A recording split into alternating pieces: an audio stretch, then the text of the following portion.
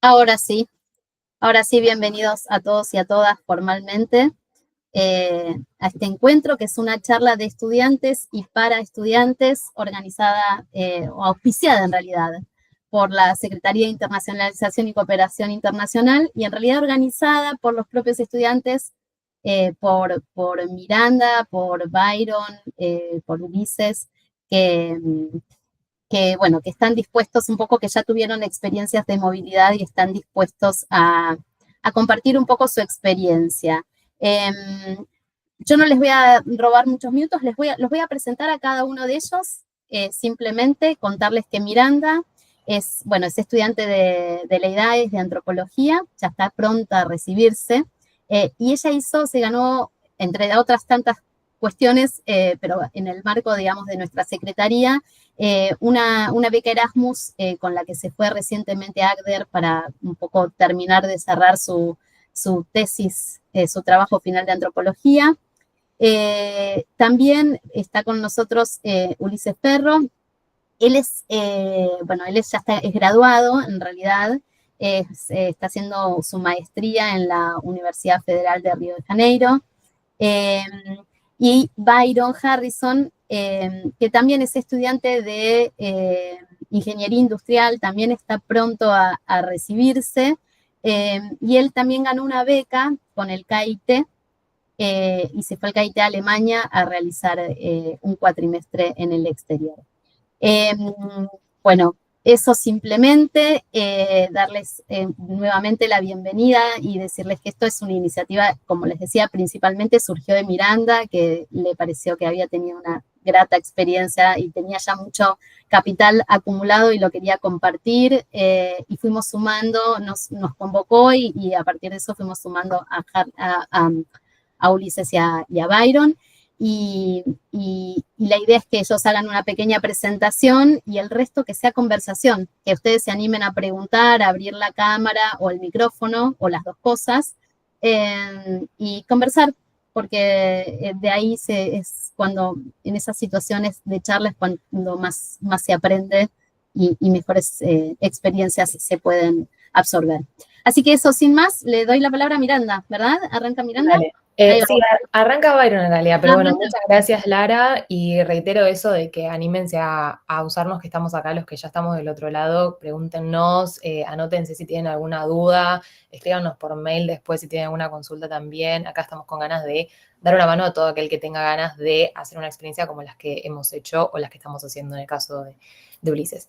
Y con eso ya paso para Byron y arrancamos con la presentación si quieren. Dale. Bueno, gracias Miranda, y lo mismo que dijo. Si bien vamos empezando, poner la primera diapo.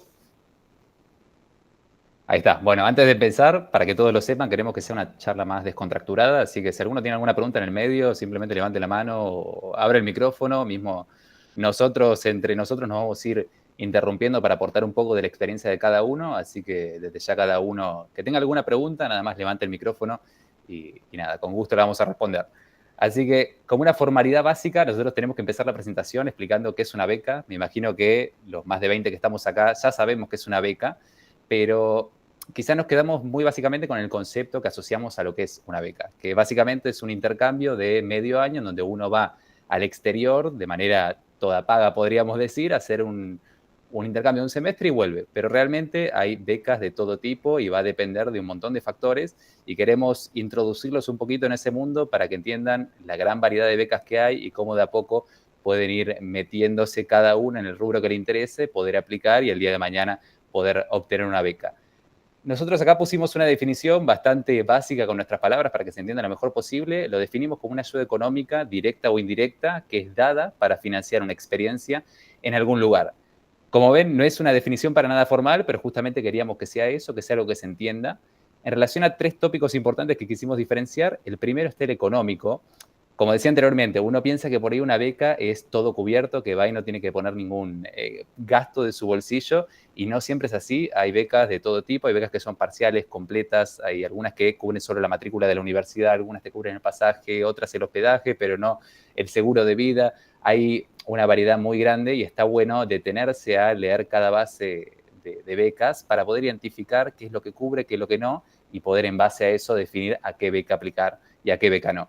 Después, dadas en sí, pueden ser dadas por un montón de instituciones, principalmente son universidades, gobiernos o fundaciones que quieren incentivar algún proyecto de investigación o que quieren incentivar la movilidad cultural entre distintas universidades colegas, podríamos decir. Entonces, la fuente de la cual provenga el dinero por el cual uno puede hacer el intercambio becado es de un montón de instituciones, también puede ser organizaciones no gubernamentales, empresas privadas, en fin, es muy largo. Después, en lo que respecta a la experiencia, hay becas para todo tipo de cosas. Como decía al principio, no solo es para hacer intercambios semestrales o anuales de ir un año o medio año y convalidar las materias. Hay becas para programas de corta duración, para hacer pasantías en el exterior. Hay becas incluso para asistir a cursos que duran una semana, 10 días. Está en uno saber buscar, identificar qué beca quiere aplicar y saber, nada, en base a eso, cómo aplicar. Si querés pasamos, Miranda. Ahí está. Yo les voy a hablar ahora de cómo informarse acerca del mundo de las becas y dónde poder encontrar las oportunidades que quizás es lo más relevante si acá hay gente que por ahí no está tan metida o está recién empezando la carrera y quiere saber, ¿dónde puedo encontrar estas becas? Hice esta diapositiva a modo de resumen general de información fundamental y acá destacamos como primera línea la constancia y la proactividad de cada uno de manera individual. La Secretaría de Internacionalización nos ayuda un montón pudiendo suministrarnos información sobre becas, haciendo convenios y demás, pero yo creo, y es algo que queremos todos los que estamos acá presentando, que está en uno tener esa proactividad de constantemente buscar, seguir, no sé, blogs que hablen de becas, instituciones que abran convocatorias anualmente, seguir incluso páginas de Instagram, de Facebook y poder meterse cada vez más en ese mundo que a medida que uno se va relacionando con gente de ese palo, va pudiendo ampliar la posibilidad de encontrar estas oportunidades. Después también nos parece fundamental poder conocer el perfil de cada uno y en base a eso saber a qué beca aplicar. Como decía antes, hay un montón de becas, no todas las becas son para todas las carreras, no todas son para personas de cierta edad o que tengan tal progreso académico. Hay algunas limitaciones que uno está bueno saber identificar qué perfil tiene, es decir, no sé, qué carrera estoy estudiando, qué quiero hacer el día de mañana, en qué momento de la carrera estoy, para poder, en base a toda esa información, saber a qué beca aplicar y quizás no perder tiempo investigando y perdiéndonos en el mundo de las becas, que hay un montón. Está bueno quizás focalizarse en una, identificar cuál es y en base a eso dedicar todo nuestro esfuerzo a poder ganar esa beca. Y como último, y también muy importante, saber hacer unos filtros mentales, entre comillas, es algo que lo definimos nosotros, de identificar esto. ¿Qué beca es más acorde a mi forma de ser, a lo que yo quiero a futuro, si quiero ser investigador, si quiero ir de intercambio a cuestiones de derechos humanos, cuestiones más relacionadas con ciencia y tecnología, como es mi palo? Entonces, saber poder identificar todos estos filtros a medida que uno va buscando becas y organizarse mentalmente. Organizarse mentalmente puede ser quizá crear un Excel, saber qué cosas tengo que presentar yo, saber cuáles son los deadlines o las fechas límites para presentar cada cosa, y estar bien atento a estas fechas de que no se nos pase o poder encontrar la beca lo antes posible para poder tener la mayor cantidad de tiempo para poder recolectar toda la información necesaria y poder aplicar.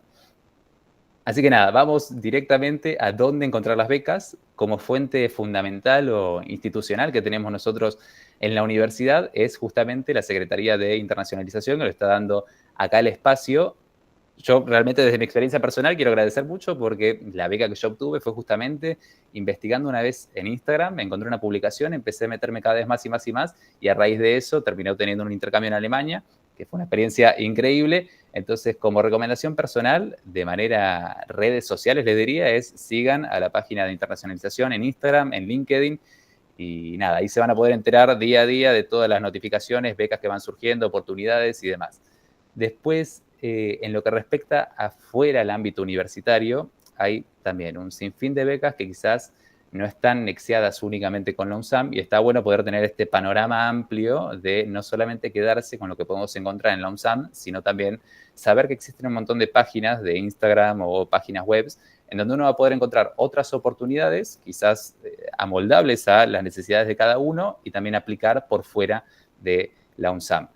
Como principal punto de encuentro, entre comillas, de becas, nosotros quisimos denotar lo que es el networking, que básicamente es ponerse a charlar con gente que haya participado en becas, ser partícipe también de este tipo de eventos, de difusión, ir a congresos, todo tipo de actividades en donde uno pueda permeabilizarse y nexearse con gente que o ya participó de intercambios o quiere hacerlo, que es la mejor manera, creemos nosotros, de poder, nada, entre colegas universitarios, obtener información y hacer las aplicaciones de la mejor manera posible. A modo de ejemplo, pusimos, por ejemplo, la Unión Europea en Argentina hace anualmente unos encuentros que es básicamente ellos nexean a las universidades de Europa más relevantes y las traen a hacer acá una feria. Yo me acuerdo que en el año 2023 lo hicieron en el Hotel Sheraton, que asistí, y es básicamente eso, una feria en un salón en donde uno puede ir acercándose a los distintos stands que tiene la Unión Europea e informarse acerca de becas que tiene la Universidad, no sé, de Lituania, becas que tienen universidades en Alemania. Y así uno va obteniendo cada vez más información, selecciona lo que le parece interesante y en base a eso sigue todo el proceso. Después, en lo que es fuentes de Internet, hay muchas páginas de Instagram y canales de YouTube que informan en relación a lo que es becas próximas que están abriendo o becas que se abren anualmente, que te avisan sobre plazos de inscripción. Acá pusimos a modo de ejemplo 2 cuentas de Instagram que son bastante conocidas entre la comunidad de gente que entiende de becas, que una es Opportunities for Young y la otra es Opportunity Trackers. Ahí van a poder encontrar un montón de oportunidades becadas, algunas parciales, algunas totales, algunas solo de matrícula y demás, pero está bueno seguirlas, uno no pierde nada en seguir una página de Instagram, que un día por ahí scrolleando te das cuenta que hay una beca de algo que estás estudiando que te puede servir y tenés todos los parámetros como para poder aplicar. Así que les recomendamos esas 2 páginas y hay una colega nuestra, bueno, colega más de Miranda, de antropología, si no me equivoco, capaz me estoy equivocando, que creó una página de Instagram de difusión, lo mismo, de becas, está recién empezando y se llama Becas para la Tribu. Está bueno si la quieren seguir, está también difundiendo becas interesantes, tiene un Excel en donde pone distintas convocatorias, así que están más que invitados a poder seguirla a ella. Y por último puse 3 links de páginas web de becas que quizás son bastante conocidas o, sí, de mucha convocatoria, que está bueno quizás meterse a chusmear y aunque sea ver un poquito. La primera es la del DAAD, que son becas para hacer estudios en Alemania. La segunda es la beca Fulbright, que son becas para hacer estudios en Estados Unidos. Y la última, que es la Chivring, son para hacer becas en Inglaterra. Estas 3 becas, como decía antes, son becas quizás muy conocidas, lo cual está bueno porque hay un montón de información accesible, un montón de videos en internet, maneras de aplicar, gente que te dice cuál es la mejor forma de redactar una carta de motivación y demás, pero como lado negativo es que también hay mucha competitividad y quizás la gente que aplica estas becas es difícil de competir, no sé cómo decirlo, pero está bueno también entender que las becas que son más conocidas, hay mucha gente compitiendo, por ende quizás las probabilidades de obtenerla es menor, entonces siempre está bueno tener un panorama general de las becas conocidas, como pueden ser por ejemplo estas 3, y becas quizás menos conocidas de otros países, que por ahí fundaciones X que dan incentivos a gente, que quizás las van a poder encontrar mejor en las páginas de Instagram que pusimos arriba. Así que nada, ahora le dejo la palabra a mi compañera Miranda, que va a seguir con ustedes la presentación. Bárbaro, Byron, genial todo, gracias. Bueno, yo voy a hablar de cómo construir un perfil que sea competitivo. Primero que nada, me parece como muy, muy importante que sepamos de base que hay una parte que es suerte, digamos, en ganar becas, digamos, en los ganadores. Hay una parte que es azarosa, que tiene que ver con la parte que no podemos controlar, que es que son otras personas las que nos van a asignar como becarios. Entonces, hay muchas partes que no podemos controlar de eso, pero hay partes que sí podemos controlar, que tienen que ver con nuestro desempeño académico y profesional, o sea, lo que hacemos y cómo lo contamos, o sea, cómo hablamos acerca de nuestro desempeño académico y profesional. Como tip, por esta cuestión de que hay que tener suerte, digamos, yo recomiendo aplicar a muchas becas o aplicar varias veces a una beca y, bueno, cuidar un poco de la salud mental en el proceso porque puede ser un poco abrumante. ¿Qué tenemos bajo nuestro control? Son 3 aspectos, digamos, que nosotros podemos ir potenciando a medida que estamos en nuestras carreras, a medida que estamos en la facu, que vuelven a nuestros perfiles sólidos o los blindan como para que seamos como potenciales a ganar más becas, digamos. ¿Qué cosas podemos ir haciendo para que nosotros nos destaquemos en general, o sea, en nuestras carreras, o sea, profesionalmente, que también nos destaca para aplicar a becas, para seguir nuestra educación, nuestra formación en el exterior? Por un lado es el rendimiento académico como tal, o sea, cómo nos va en la facu. Y cómo nos va en la facu se traduce literalmente en el promedio, o sea, es una manera de cuantificar cómo nos va en la facu. Eso es un número, bueno, que uno puede tener un montón de apreciaciones y no depende de nosotros, también depende de la universidad a la que vamos, la carrera en la que estamos, el promedio histórico, pero la mayoría de las universidades piden un promedio determinado, que no suele ser el promedio más alto, piden entre 7 y 8, y está bueno, digamos, tener cuidado o tener atención a ese promedio porque va solidificando nuestra carrera como tal. Yo ahí puse que la mayoría de las convocatorias alcanza a tener un promedio entre 7 y 8, que las universidades de elite piden promedios por encima de 9, como para ir sabiéndolo si es lo que uno aspira. Y después, en una de las preguntas que dejaron en el formulario, es como, ¿qué papel tiene las notas en la selección de un alumno? Y yo puse como respuesta que no es lo más importante, pero cuanto más alto es, más sólida es la candidatura. ¿Esto qué significa? Que las personas que están terminando la carrera y tienen un promedio un poco bajo, no significa que nunca en su vida se van a dar una beca, y las personas que están en el inicio de la carrera pueden ir fijándose en eso para tenerlo lo más alto posible. Son cosas que van como sumando la suerte que tengamos. Entonces, ¿puede una persona acceder a una beca aunque no tenga un promedio perfecto? Sí, no hay tal cosa como un promedio perfecto, y en ocasiones tampoco es excluyente y tampoco es lo que más pesa en el momento de que alguien ve tu perfil y decide si sos una persona acorde a esa convocatoria o a ese programa. Después, ¿qué es lo que para mí o en mi experiencia es lo más relevante para obtener becas o para crecer académicamente y posteriormente o consecuentemente ganar becas? Las actividades extracurriculares. Todo lo que hagamos por fuera de la facu que demuestre que somos ambiciosos, que somos apasionados, que nos interesa un tema, que tenemos una vocación, que queremos seguir aprendiendo, que tenemos algún interés específico. ¿Cuáles serían las actividades extracurriculares? Lo que sea. Pasantías, voluntariados, proyectos interdisciplinarios, meterse en horas de investigación, meterse en un círculo de estudios, en un círculo académico, ser ayudante de cátedra, hacer algún tipo de hobby, hacer una especialización como una diplomatura.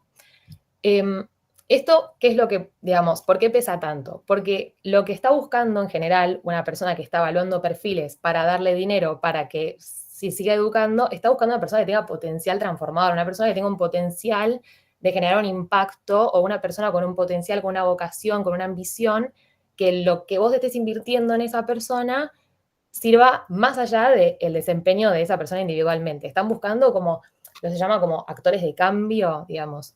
Entonces, eso se demuestra en las actividades que hagamos, digamos. Eso lo mostramos si demostramos que nos interesan problemáticas actuales, que nos interesa seguir aprendiendo, que somos, digamos, que tenemos iniciativa. Entonces, por eso está bueno hacer actividades extracurriculares. ¿Qué suele ser estratégico? Que hagamos varios tipos de actividades extracurriculares, que hagamos horas de investigación, horas de práctica profesional. Por ejemplo, en mi unidad académica eso es algo obligatorio, entonces puedes elegir como una diversidad de actividades, que te involucres con algún tipo de problemática social o problemática actual, que busques algún nicho que te interese, y que trates de que tenga un impacto o de que por lo menos cultives algún tipo de habilidad, o ya sea habilidades blandas, digamos. Puede ser cualquier cosa lo que potencie. Después, la otra parte que es importante tener en cuenta a la hora que uno va creando un perfil que sea como potencial de ganar becas es el tema del idioma, que es otra pregunta que pusieron varios de ustedes en el formulario, que es como cuán importante es. Y nosotros de base les decimos que es recontra importante. Si es algo que está por fuera de Latinoamérica o España, o sea, cualquier tipo de oportunidad, congreso, especialización, maestría, intercambio que quieras hacer, que sea por fuera de un lugar donde se habla español, el inglés es prácticamente obligatorio.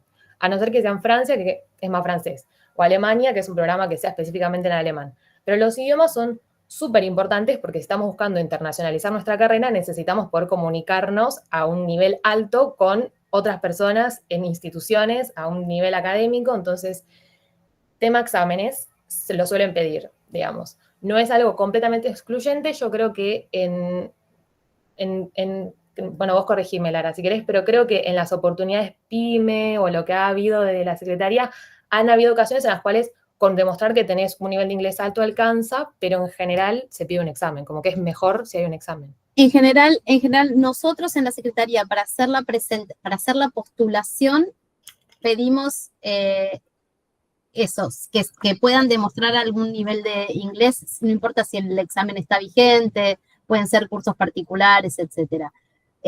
Lo que sucede es que después, para hacer las aplicaciones, te piden el certificado para otorgarte la beca.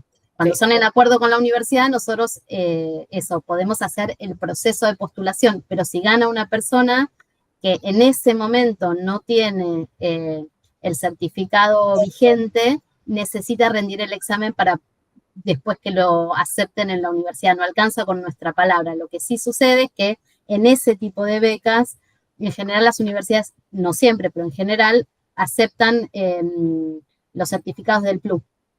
Entonces, se puede hacer como, no necesita ser un examen internacional de esos carísimos, pero eso depende de la universidad contraparte. Sí, y después para todo lo que sea externo a convenios que la UNSAM tenga, el examen es algo como que te salva. Lo tenés, listo, lo presentás en todas partes y te olvidás. Es importante también ser estratégico, ¿no? Porque es una inversión, hay que prepararlo, tenés que sacar buena nota y encima vence. O sea, tiene como muchos factores que son un poco, digamos, no tan divertidos, pero como tal, tener un examen está muy importante. Y tener más idiomas también es importante porque le vas sumando a tu perfil, digamos, vas demostrando que tenés habilidades, que tenés una iniciativa, que querés seguir aprendiendo.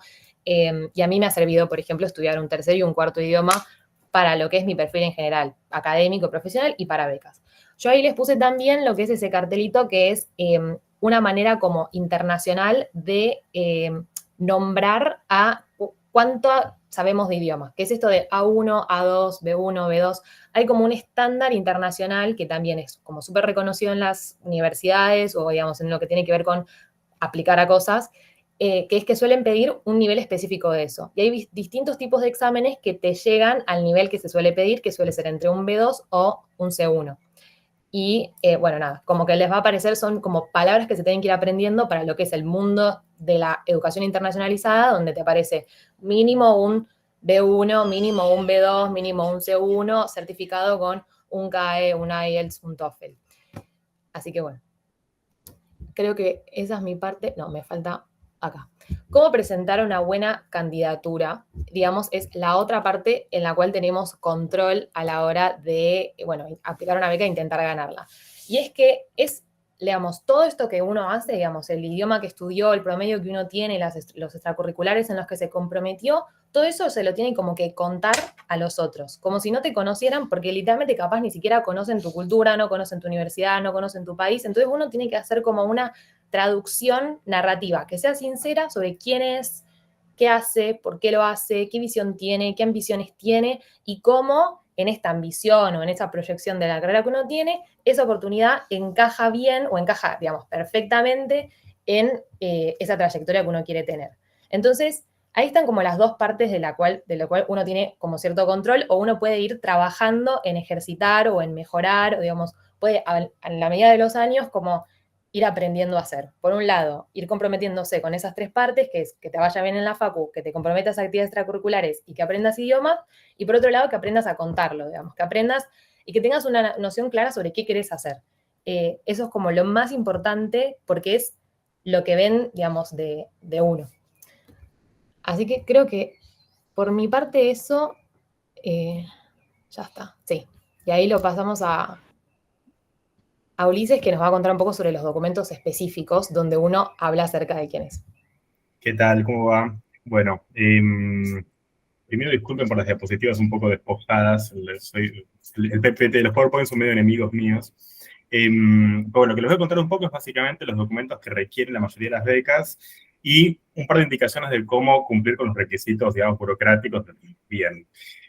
Con una aclaración, yo como me había dicho Lara antes, estoy haciendo un posgrado, entonces estoy un poco distanciado de lo que son las becas tipo PYME, por ejemplo. Entonces, invito a Miranda, Byron, incluso a Laura que me interrumpan si me estoy confundiendo en algo de ese mundo. En fin. Bueno, empecemos por la carta de presentación, si podés, Miru.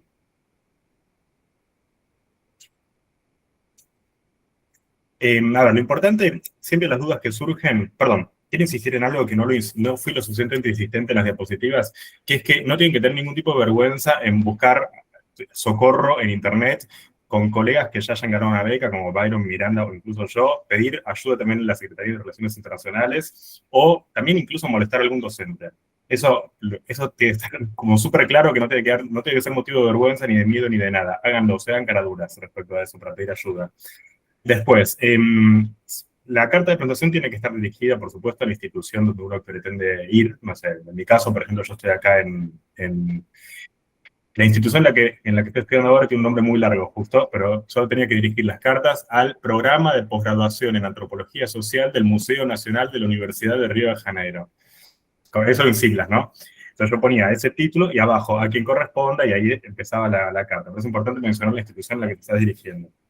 Luego, el tono de la carta. Esto es muy importante, porque es difícil encontrar el tono, porque tiene que ser formal, pero no tiene que ser una carta de ChatGPT. Entonces tenés que mezclar algo en un lenguaje formal, por supuesto, pero también tiene que haber algo personal. Porque vos, finalmente, la carta de presentación te estás vendiendo. Y tampoco hay que ahorrarse autoelogios, que es algo que yo aprendí después de muchas cartas de presentación escritas. Sí, sin parecer un megalomaníaco, pero sí hay que inflarse un poco, porque finalmente vos le estás explicando a la universidad qué puedes aportar ahí. Después, que enganche y el contenido, o sea, para que enganche tiene que tener por lo menos 3 cosas. Primero, marcar lo más importante del currículum, no vas a poner todo tu currículum, sino vas a destacar lo más importante. Después, ¿qué nos atrajo de la carrera? Para mí es algo súper importante para poner una carta de presentación, en mi caso, porque estudié antropología. También es muy importante resaltar qué nos atrae la institución, porque ¿por qué la estamos eligiendo? O sea, no está bueno decir, me voy a Noruega porque me gustan los ríos, o no sé qué cosa. Digamos, hay que decir, bueno, me interesa tal institución porque son importantes en tal campo de investigación que a mí me influyó mucho por determinado motivo y tal. Y una cosa que yo me puse en la diapositiva, estoy percibiendo ahora, pero que a mí me explicaron cuando yo me postulé a Brasil justamente, que no está mal también agregar unas líneas de qué te interesa el país al que estás yendo. Sobre todo para quienes estudiamos ciencias sociales, quizás si estudias ingeniería es otro mundo, no lo sé, pero para quienes estudiamos ciencias sociales es importante resaltar también qué te interesa del país al que estás yendo. Luego, bueno, esto ya lo dije, si querés pasamos a la segunda diapositiva, que es el currículum vitae. A veces solicitan formatos específicos, yo no fue mi caso, entonces mirando Byron quiere explicar cómo fue su experiencia, genial, pero lo que sí me pidieron a mí, y sé que se pide en muchas instituciones, es que te registres a un equivalente del SIGEVA del CONICET. No sé si saben lo que es el SIGEVA del CONICET, pero es la pesadilla de los investigadores. Es básicamente una plataforma donde vos tenés que subir de una manera muy complicada, no lo quiero asustar, no quiero amedrentar, pero verdaderamente muy difícil poder subir todo tu currículum según un montón de pasos que tiene cada página. Todas funcionan de manera más o menos parecida. SIGEVA de CONICET es particularmente complicada, como suele ser la burocracia argentina, pero todas funcionan de manera más o menos parecida. Acá en Brasil está se llama plataforma Lattes. Funciona de una manera un poquitito más intuitiva porque le agrega una inteligencia artificial que le puedes preguntar cosas, pero sigue siendo sofisticado. Pero es básicamente, vos entrás, pones quiero subir, no sé, un artículo, y ahí tenés que poner el ISSN de los artículos. Si tenés un libro, poner también lo mismo del libro. Si tenés una ponencia, dar los datos de la ponencia y tal. Acá, perdón, agrego un bocadillo. En mi experiencia, por ejemplo, para lo que es convocatorias de grado, de licenciatura, ya sea para hacer una escuela de verano, ir a un congreso, ser delegado joven de algún foro o hacer un intercambio, tema currículum vitae se sostiene como lo estándar, lo que conocemos. Simplemente hay que saber, digamos, hablar de las habilidades que uno tiene. Y después la cosa se pone complicada cuando querés aplicar una maestría o cuando estás queriendo aplicar algún puesto de Naciones Unidas o de la Organización Mundial de la Salud. Es ahí donde aparecen esos formularios que son un poco terribles, pues son todos distintos, pero al mismo tiempo son todos iguales, todos te piden la misma información con su formato. Entonces, como para desasustar a las personas que capaz están en primero o segundo de la licenciatura, eso no les va a tocar hasta que no estén como buscando algo que sea más posgrado, digamos. Como que en el mundo de licenciatura es un poco más amable lo que son formularios en general. Y a mí me ha pasado de aplicar a congresos y qué sé yo, que son un formulario de Google Docs con un par de preguntas, fin, digamos. Así que como bocadillo.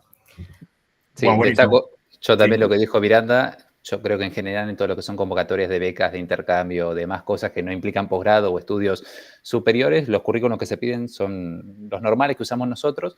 Yo destaco que previo a viajar a Alemania tenía un formato de currículum argentino, digamos, como con la mayoría de nosotros, un template que uno descarga y va modificando la información.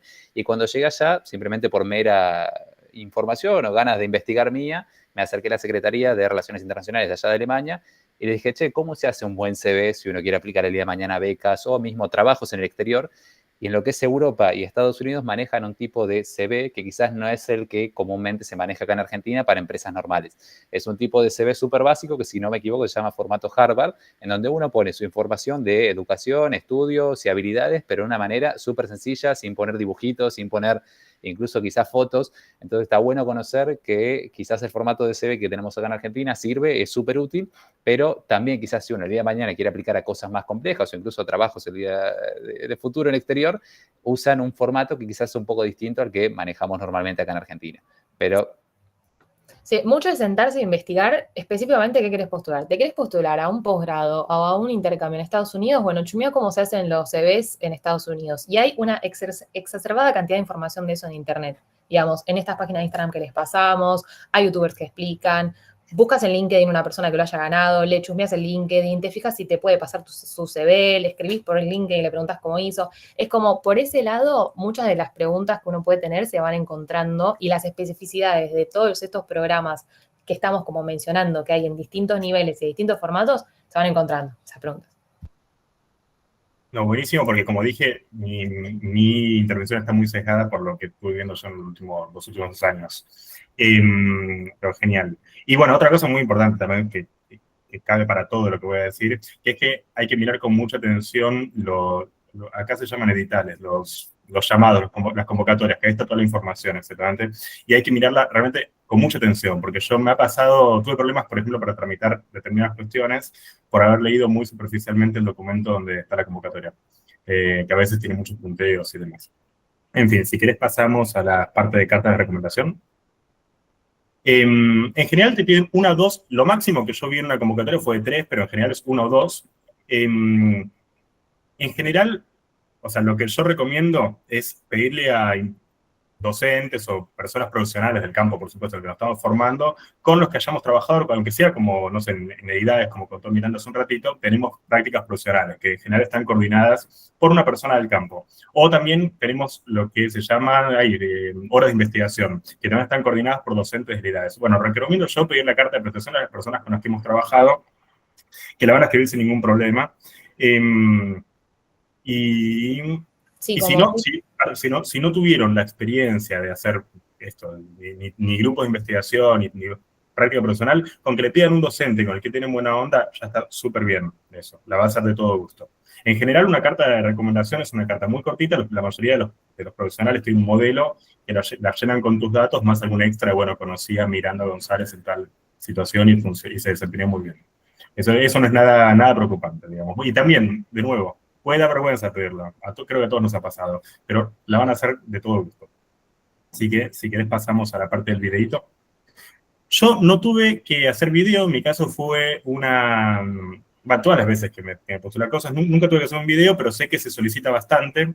Yo lo que recomendaría, fundamental, la apariencia, perdón, pero de nuevo uno está vendiendo uno mismo, y la apariencia tiene que estar relativamente formal, no de saco y corbata, no de vestido, pero sí, digamos, vestido de manera más o menos profesional, sobrio. Lo mismo diría con el lenguaje, respecto a algo parecido a lo que dije con la carta de presentación, no solo el lenguaje que sea, digamos, formal, pero no robótico. Y una cosa que me han dicho que es muy importante es no leer. De hecho, acá en Brasil, en las entrevistas se dan cuenta evalúan cuando las personas están leyendo. Es importante mirar a cámara o qué sé yo, por lo menos no leer. La información que se tiene que decir en el video, en general, es muy semejante a la carta de presentación, es decir, un repaso por los puntos más importantes del currículum, por qué elegimos la carrera y por qué la institución. De nuevo, en estas cosas uno se está vendiendo finalmente uno mismo y no hay que tener miedo con eso. Y también, nuevamente, hay videos de YouTube que enseñan cómo hacerlo, hay que buscarlos. Ahora vienen 2 puntos que son específicamente para la gente que les interesa hacer un posgrado. Esto no está pensado para los estudiantes de grado que quieran hacer un intercambio beca PYME o cualquier otro modo. Esto es exclusivamente para la gente que le interesa hacer un posgrado. Lo que te piden, por supuesto, cuando vos querés migrar para hacer al menos, bueno, yo supongo una estadía también, cuando vos querés migrar a un país para hacer una estadía de investigación, en mi caso yo estoy haciendo la maestría integralmente acá, es una visa. ¿Qué es una visa? Es básicamente un permiso del país para que puedas permanecer allá más del periodo permitido a los turistas, que en general suele ser 3 meses.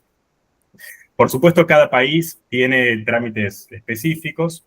Yo lo que recomiendo es, que yo no lo hice, por eso lo digo desde haber fracasado, es vos te querés postular un posgrado, en mi caso en Brasil, investigar mucho antes qué requisitos tiene la visa de Brasil, porque si no, si vos te postulas si vos pedís la visa al mismo tiempo que te estás postulando el doctorado, quizás te puedes encontrar con un montón de trabas burocráticas que las hubieses podido sortear. Por ejemplo, una cosa muy tonta, pero yo creí que Brasil, al ser parte del Mercosur, para adquirir una visa no necesitaba pasaporte. Bueno, cuestión que necesité un pasaporte y tuve que comprarlo, tuve que necesitarlo en 24 horas, entonces pagué una fortuna de guita porque no pude hacerlo con el trámite normal que demoraba 3 meses.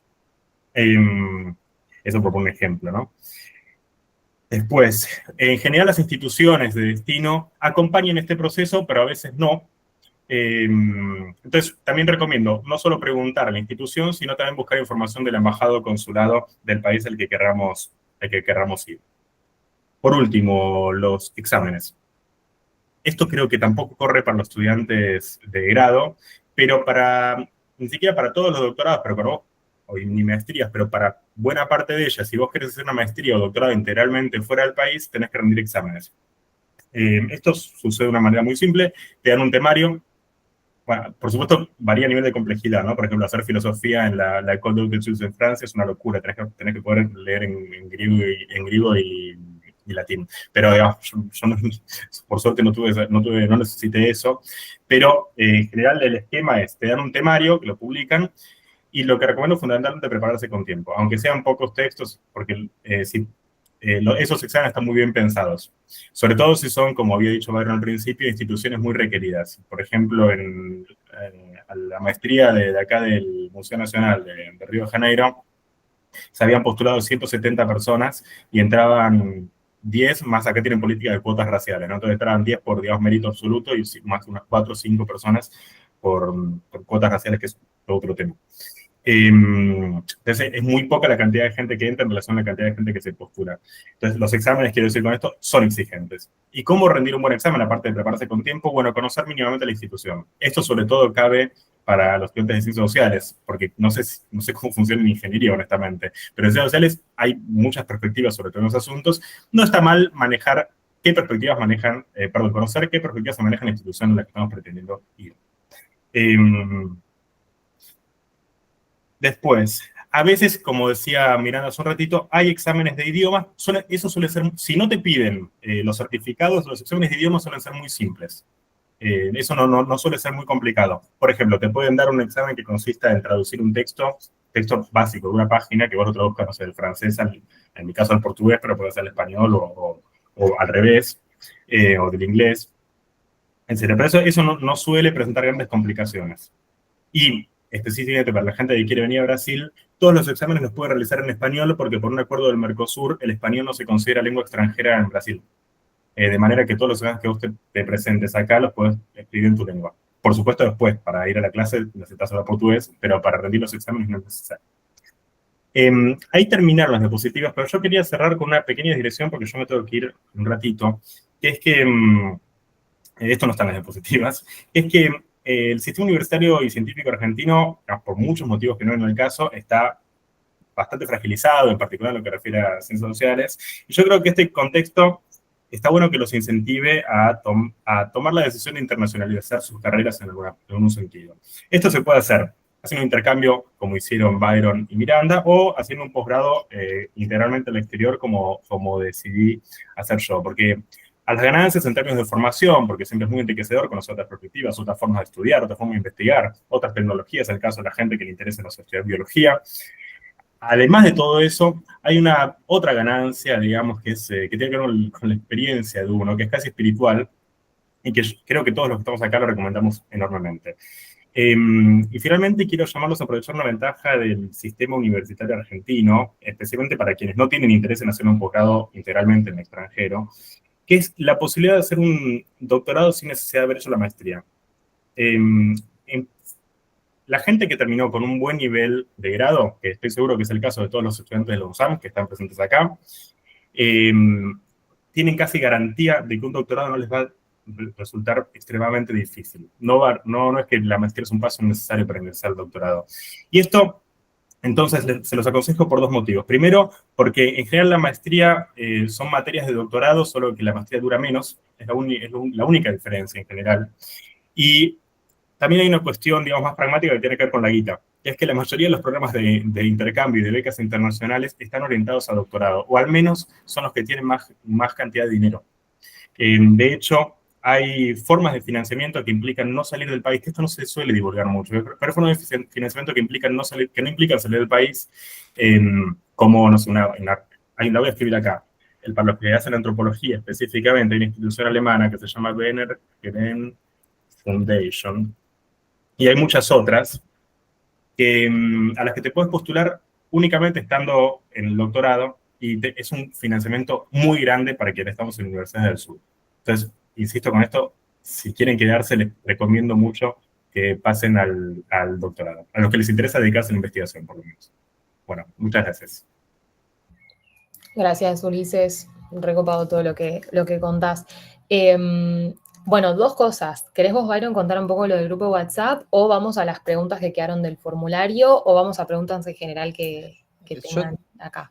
Nada, simplemente les avisamos a todos que creamos un grupo de WhatsApp, ahí tienen el link y el QR. En caso de que quieran unirse para tener nuestro contacto, estamos los 3 en ese grupo y bueno, toda la gente que se quiera unir.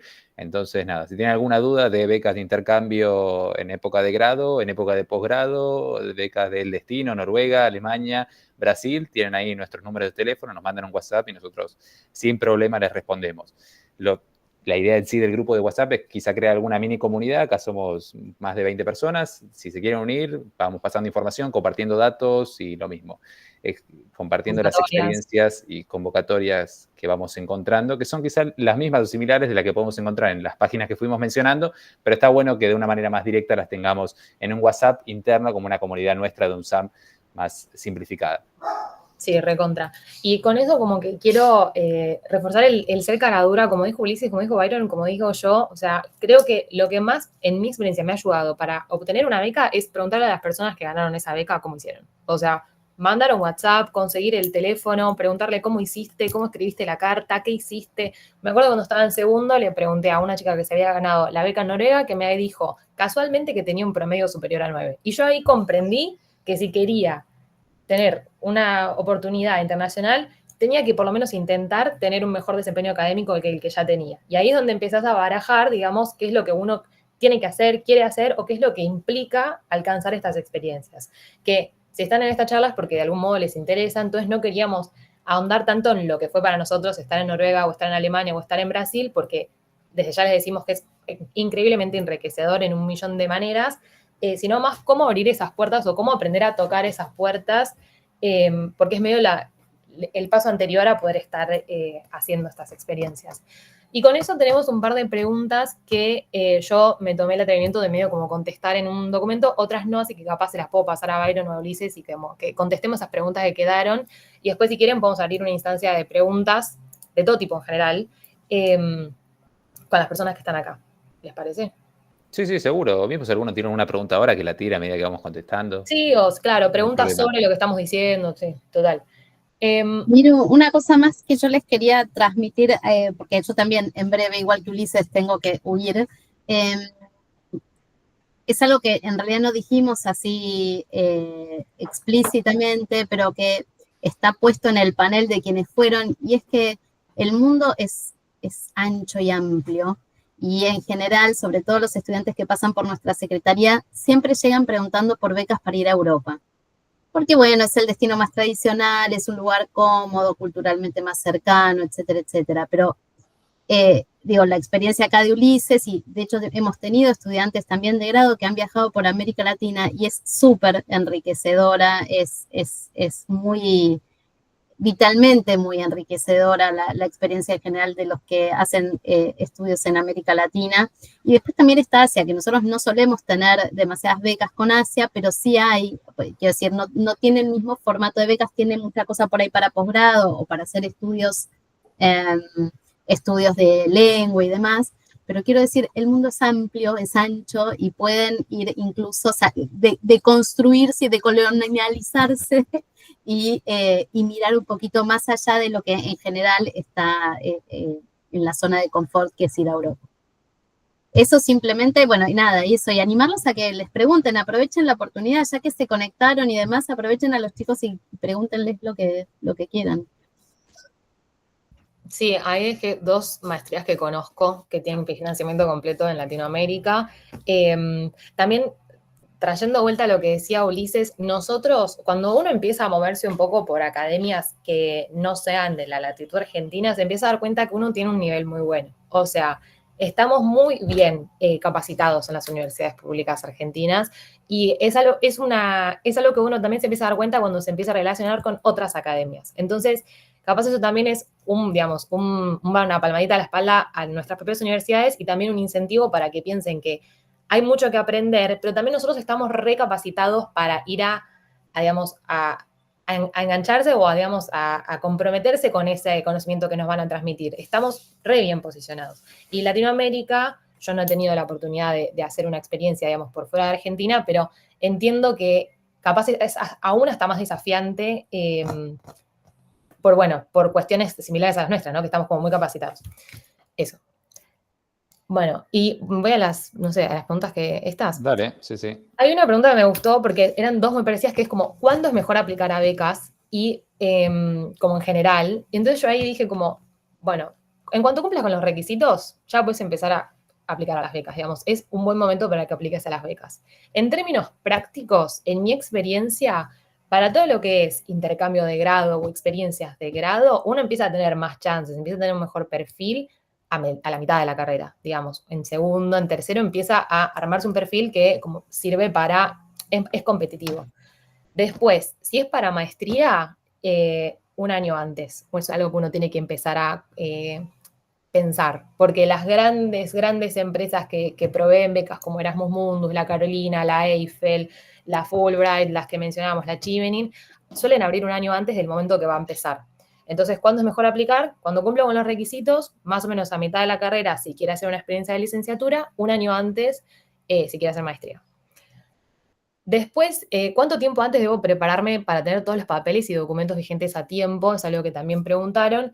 Y acá como que yo traigo mi manera de ver las cosas en este sentido, que es que está bueno pensarlo como un ejercicio y no tanto como llegar a tal deadline. Sí, porque la primera oportunidad que ves y que aplicás, te tenés que preparar con anticipación. Cuanto más anticipación puedas, mejor te va a quedar la carta, más ordenado vas a tener todo, más vas a poder investigar, pero está bueno verlo como que preparas una convocatoria, preparas una postulación y te queda ya algo armado que te sirve para más oportunidades. Es como el armado de un portafolio y la primera beca en la que apliques te va a costar un montón y te va a llevar un montón de tiempo, pero a medida que vayas aplicando te va a parecer más fácil, vas a estar más en el ejercicio. Entonces es más cultivar un ejercicio de conocer y de tener en el Instagram tipo una carpeta de cosas guardadas que seguís de las becas, que como que te tengas que preparar exactamente un año antes o un mes antes para que ganes.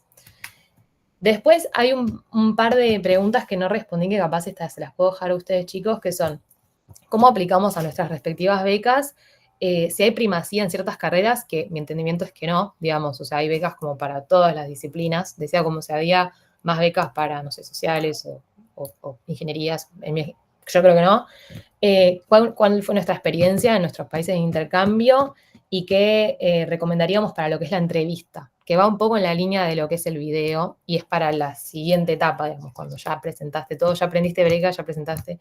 Así que eso, paso para la entrevista. Sí. Ulises. Bueno, contesto yo porque me tengo que ir en 2 minutos. Dale. Perdón. No, el tema de si hay prioridad, no me acuerdo cómo está redactada la pregunta, pero en general, las instituciones tienen, hay más instituciones de financiamiento para ciencias no sociales, digamos, rápidamente. Es un poco más difícil encontrar instituciones de financiamiento para becas, perdón, para ciencias sociales, y eso en todo el mundo, digamos, particularmente en América Latina, pero actualmente en todo el mundo. Hay algunas todavía, como esa que acabo de mandar yo de la Werner Gren Foundation, pero es cada vez más difícil. De hecho, en Brasil vos tenés un montón de tipos de becas, porque el sistema científico brasileño es muy complejo burocráticamente. Tenés muchos tipos de becas y casualmente las de más valor están en su mayoría destinadas a estudiantes de ciencias naturales, biológicas y todo eso. Bueno, eso es lo que puedo aportar y me voy. Gente, disculpen, gracias. Saludos. Gracias, Ulises. Bueno, ¿querés contar algo de cómo fue para vos aplicar y cómo fue tu experiencia? Porque lo que a vos te salió era de cooperación con UNSAM o era por fuera de la UNSAM. No, la beca, hablo muy resumidamente de mi experiencia, yo estuve de intercambio en Alemania, la beca que obtuve fue de una fundación en Alemania, pero la intermediación era necesariamente por medio de la UNSAM y la Secretaría de Internacionalización. No era que uno de manera externa podía aplicar esa beca, sino que tenías que postularte internamente en tu facultad, ser seleccionado y de ahí que, entre comillas, te manden a ser seleccionado allá en Alemania. Mi experiencia fue bastante positiva.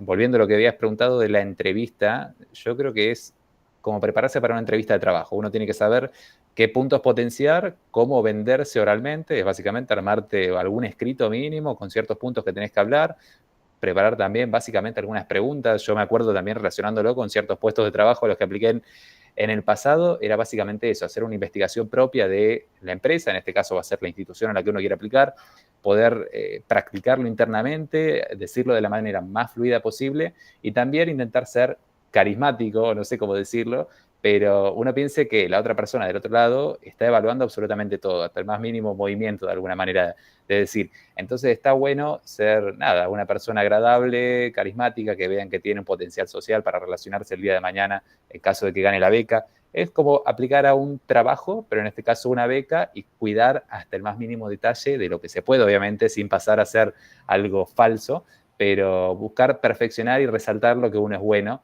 en la manera verbal en la que se comunica y en la que habla como tal, diciendo qué cosas decir y qué otras cosas quizás evitarlo.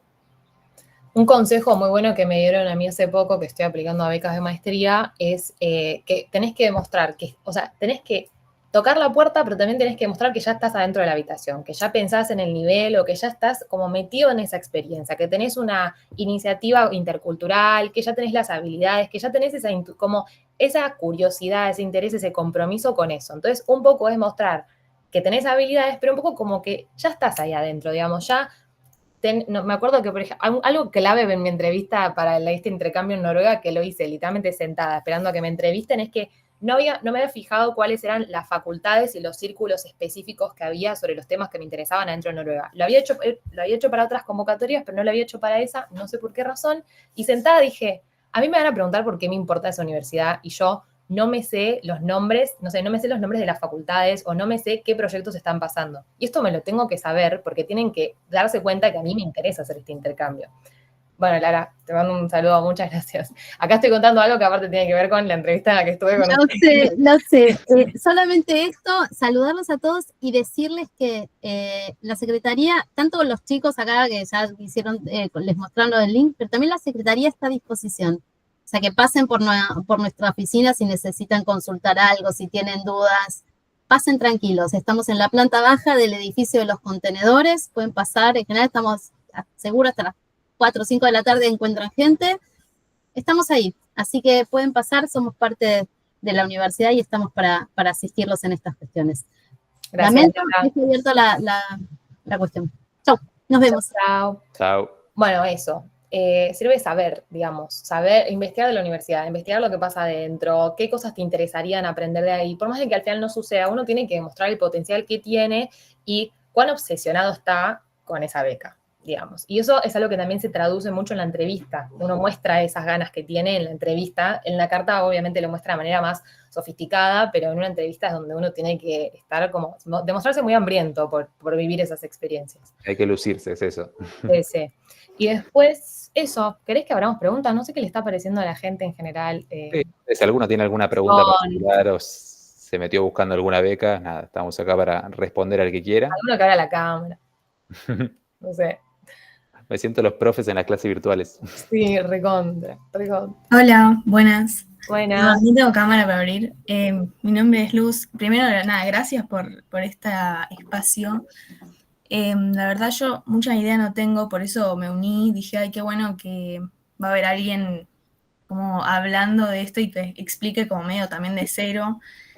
Yo estoy más o menos en tercero de ingeniería y bueno, siempre me pareció como algo que quiero hacer, alguna beca o algo así, pero como lejano, como digo, no, eso es para más adelante, más adelante, más adelante, y como que ya llegué al punto, creo, en el que estoy en el más adelante.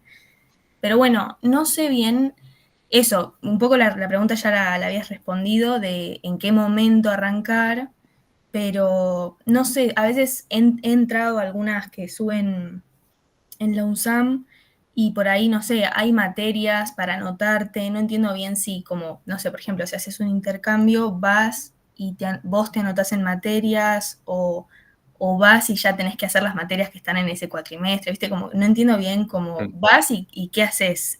¿Te anotás en 4, 3, 2, vos podés elegir? ¿Es como un cuatrimestre acá en la UNSAM o es distinto? ¿Qué ingeniería estás estudiando? Biomédica. Biomédica, bien. Desde mi experiencia, que creo que debe ser la misma que la tuya, Miranda, depende mucho de la escuela en la cual estés vos, en este caso ciencia y tecnología, así que por ahí te puedo dar alguna que otra recomendación, y también de la carrera, porque en sí la persona final que toma la decisión de qué materias te va a convalidar cuando vayas a la universidad de destino, va a ser tu directora de carrera.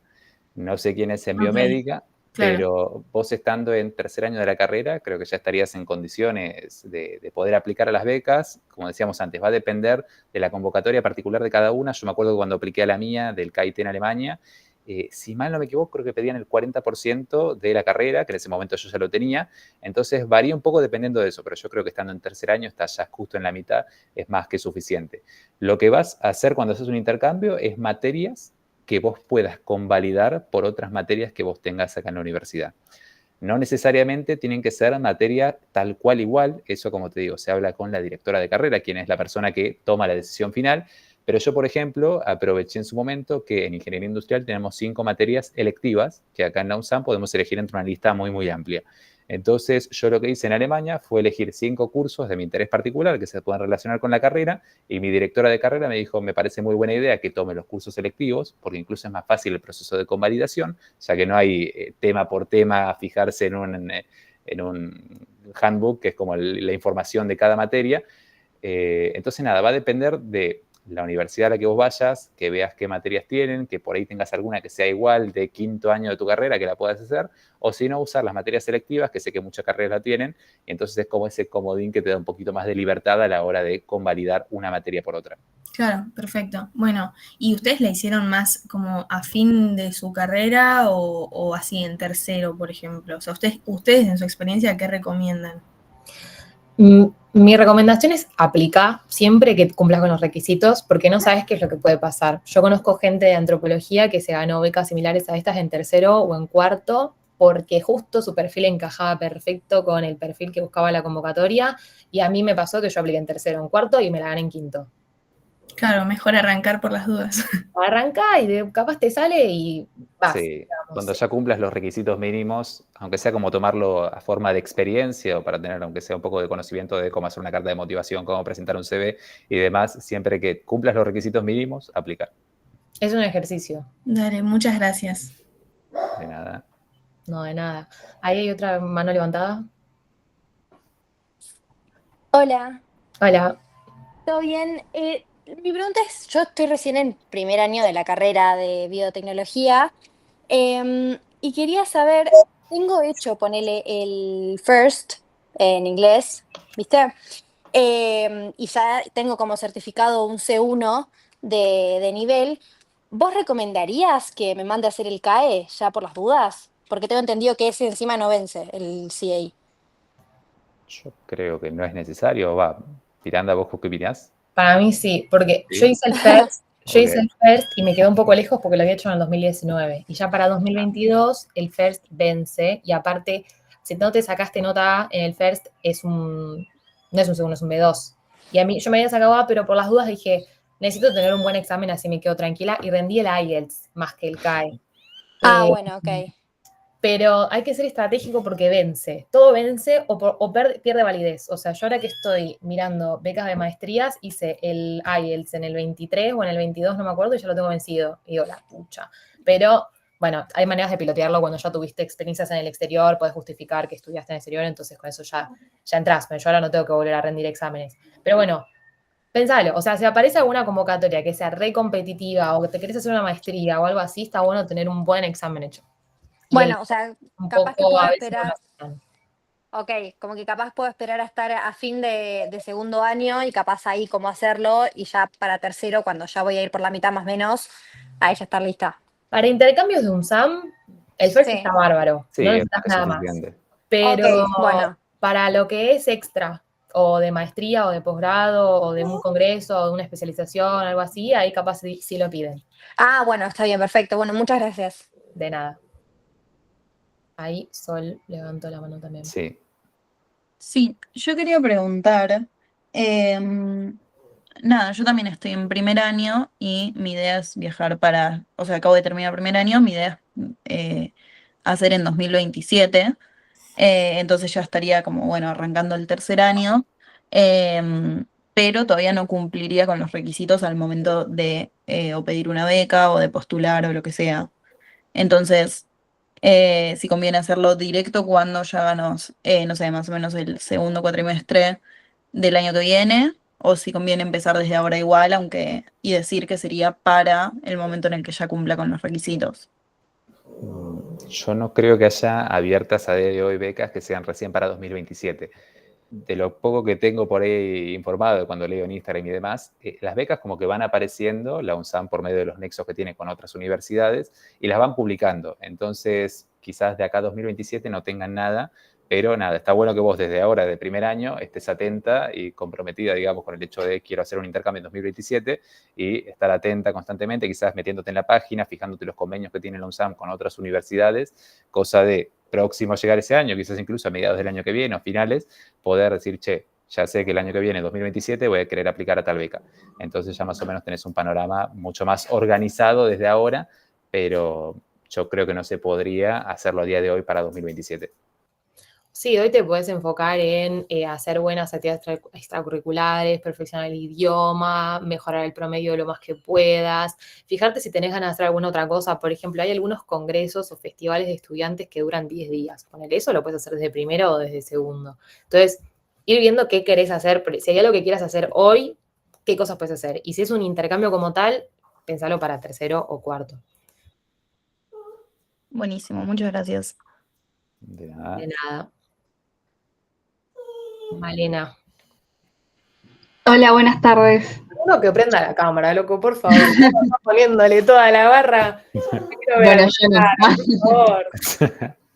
Yo le quería preguntar sobre las actividades extracurriculares. Yo estoy estudiando ahora Relaciones Internacionales en el primer año y trato de meterme un poco más en esto de las actividades extracurriculares como para ver qué me puede interesar sobre la carrera y las distintas áreas, pero o sea, como que todavía no sé por dónde ir para enterarme más sobre eso, qué es lo que puedo hacer.